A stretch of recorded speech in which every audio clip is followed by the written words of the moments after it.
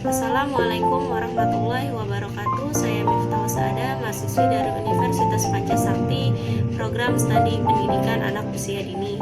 Di sini saya mau menyelesaikan tugas ujian akhir semester saya dengan mata kuliah dasar-dasar pendidikan yang diampu oleh Ibu dosen Ibu Eti Idayani, MPD.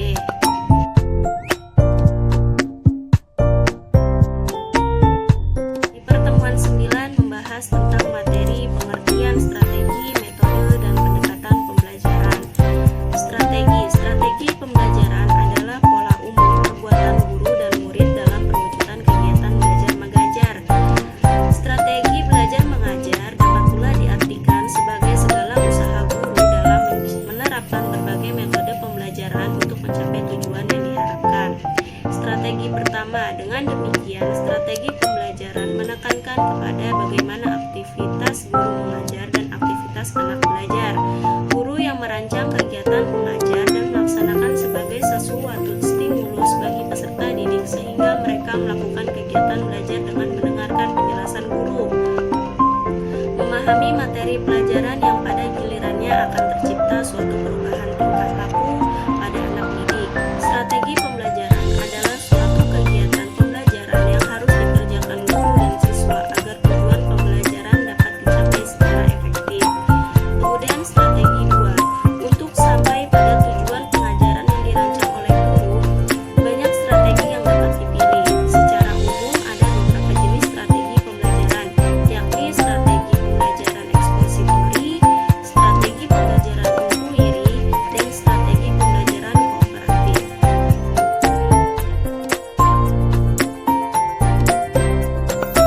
Kemudian di pertemuan 10 membahas tentang materi lingkungan belajar dan bermain anak usia dini.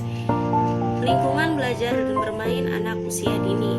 Lingkungan belajar baik di dalam kelas maupun di luar kelas merupakan isu yang selalu mendapat perhatian khusus dalam penyelenggaraan pendidikan TK.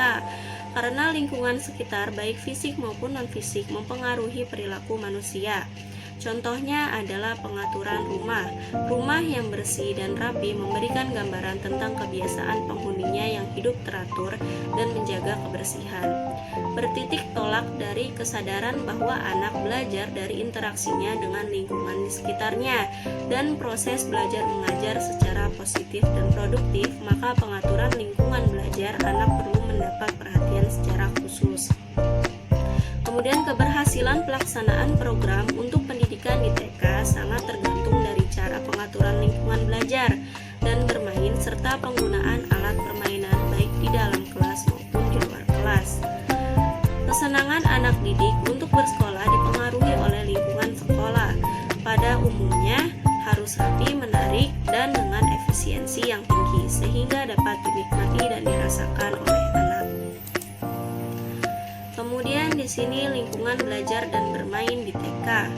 Penggunaan dan pengaturan lingkungan belajar merupakan suatu kegiatan yang didasarkan atas berbagai pertimbangan, baik yang terkait dengan pengembangan anak secara optimal maupun yang terkait dengan luasnya ruangan yang tersedia ataupun bahan-bahan dan peralatan yang ada. Keberhasilan pelaksanaan program untuk pendidikan di TK sangat tergantung dari cara pengaturan lingkungan belajar dan bermain, serta penggunaan alat permainan baik di dalam kelas maupun di luar kelas.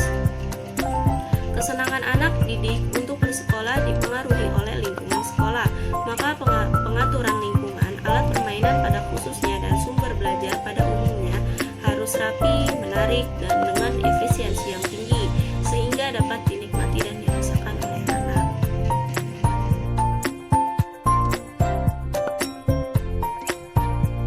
Kemudian di pertemuan 11 membahas tentang materi model-model pembelajaran PAUD. Model pembelajaran pendidikan anak usia dini. Model pembelajaran adalah suatu desain atau rancangan yang menggambarkan proses rincian dan penciptaan situasi lingkungan yang memungkinkan anak berinteraksi dalam pembelajaran sehingga terjadi perubahan atau perkembangan pada diri anak. Adapun komponen model pembelajaran meliputi konsep, tujuan pembelajaran, materi atau tema, langkah-langkah atau prosedur, metode, alat atau sumber belajar, dan teknik evaluasi. Kemudian penyusunan model pembelajaran di RA didasarkan pada silabus yang dikembangkan menjadi perencanaan semester, rencana kegiatan mingguan atau RKM, dan rencana kegiatan harian atau RKH. Dengan demikian, model pembelajaran merupakan gambaran konkret yang dilakukan pendidik dan peserta didik sesuai dengan rencana kegiatan harian. Kemudian ada beberapa model pembelajaran yang dilaksanakan di pendidikan anak usia dini. Di antaranya adalah model pembelajaran klasikal. Kemudian ada model pembelajaran kelompok dengan kegiatan pengamanan. Kemudian ada model pembelajaran berdasarkan sudut-sudut kegiatan. Kemudian ada model pembelajaran area dan model pembelajaran berdasarkan sentra. Model-model pembelajaran tersebut pada umumnya menggunakan langkah-langkah relatif sama dalam sehari, yaitu kegiatan awal, kegiatan inti, istirahat, dan kegiatan akhir atau penutup.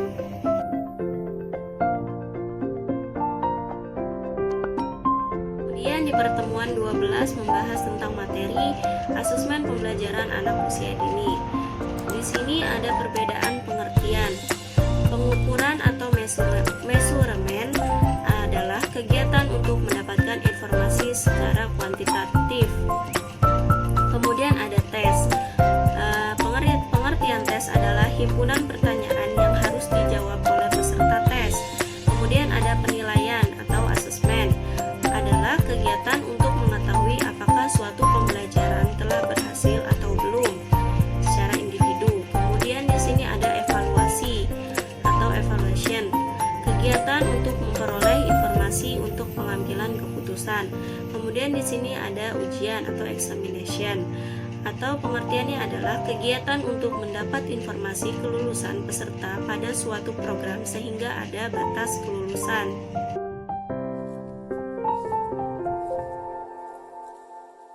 Kemudian di pertemuan 13 membahas tentang materi konsep dasar manajemen PAUD formal dan non-formal. Manajemen PAUD adalah suatu usaha mengelola semua kegiatan termasuk proses interaksi edukatif antara anak didik dengan pendidik dan lingkungannya secara terencana, teratur, dan sistematis untuk mencapai tujuan pendidikan di taman kanak-kanak. Kemudian di sini ada tujuan manajemen PAUD. Tujuan manajemen pendidikan anak usia dini dapat dicapai dengan cara mengefisienkan biaya-biaya pengeluaran, tetapi dengan hasil yang optimal, dan mengefektifkan langkah-langkah dalam mengambil setiap keputusan sehingga tujuan lembaga dapat tercapai. Kemudian di sini ada fungsi manajemen PAUD. Yang pertama perencanaan, kedua pengorganisasian, yang ketiga kepemimpinan, yang keempat pengawasan. Kemudian ada prinsip-prinsip manajemen PAUD. Yang pertama komitmen, yang kedua profesionalitas, yang ketiga komunikasi dan koordinasi atau kesatuan kerja, yang keempat kompetisi.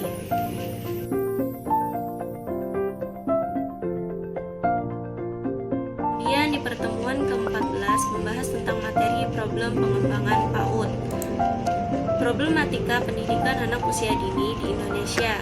Dalam pendidikan anak usia dini terdapat sebutan yang berbeda-beda untuk istilah pendidik, akan tetapi memiliki makna yang sama untuk tingkat SD dan untuk tingkat TK dan SD yang mengajar di sana disebut dengan panggilan guru. Istilah pamong belajar dipergunakan bagi mereka yang mengajar di sanggar kegiatan belajar yang menyelenggarakan pendidikan kelompok bermain. Setelah itu ada istilah lain yang maknanya sama, yaitu tutor, fasilitator, bunda, atau ustadz. Semua istilah tersebut mengacu pada pengertian satu, yaitu para pendidik anak usia dini. Kemudian ada istilah pendidik pada hakikatnya terkait sangat erat dengan istilah guru secara umum. Guru diidentifikasi sebagai yang pertama, orang yang memiliki karisma atau wibawa hingga perlu untuk ditiru dan diteladani.